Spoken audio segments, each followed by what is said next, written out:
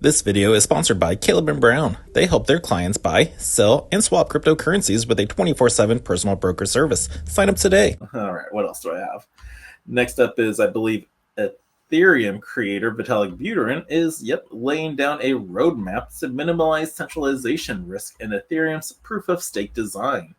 Vitalik Buterin has suggested possible design changes that could potentially lower the risks of centralization. So that's good, yeah, because you don't want too many people controlling the staking network and then can do a 51% attack and then it's just all ruined. So let's hear what changes this man wants to make.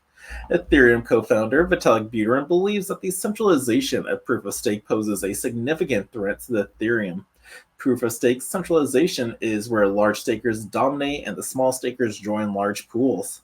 Now, centralization increases the risk of problems like a 51% attack and transaction censorship. Additionally, there's the risk of value extraction, where a small group benefits at the cost of Ethereum users.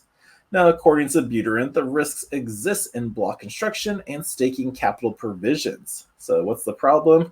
Well, Ethereum follows the protocol of proposal builder separation, otherwise known as PBS, for block construction. This means that the job is divided between the validators who propose blocks and auction off the responsibility of choosing block contents and builders who organize transactions into a block place of bids. Buterin noted that this separation of powers helps keep validators decentralized, but it has one important cost. The actors that are doing the specialized tasks can easily become very centralized. Now, data as of October 2024 indicates that only 2 builders are responsible for 88% of Ethereum blocks. This means that if these 2 builders decide to censor a transaction, it can cause a delay.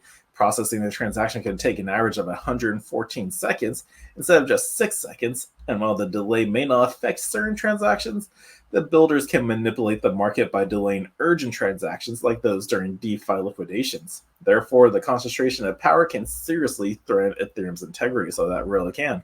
So the solution to this is, according to Buterin, one of the best solutions to avoid centralization is to break down block production responsibilities further. Buterin proposes that the task of choosing transactions should go back to the proposer or the staker, and the builder will only get to select the ordering of transactions and insert some of theirs. Now, this can be achieved through inclusion lists.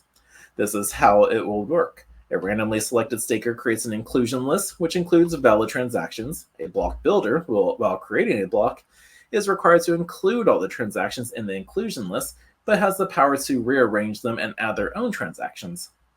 Another possibility for a solution is multiple concurrent proposers, MCPs, which schemes like Braid. According to Buterin, Braid seeks to avoid splitting up the proposal role into low economies of scale part and high economies of scale part, and instead tries to distribute the block production process among many actors in such a way that proposer only needs to have a medium amount of sophistication to maximize their revenue.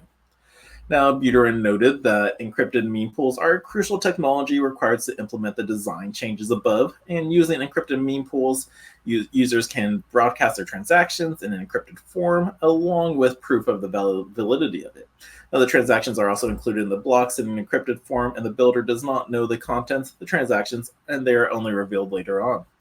Now, Buterin wrote that the main challenge of implementing encrypted mempools is ensuring a design where the transactions are definitely revealed, and this can be achieved through 2 techniques: threshold decryption and delayed decryption.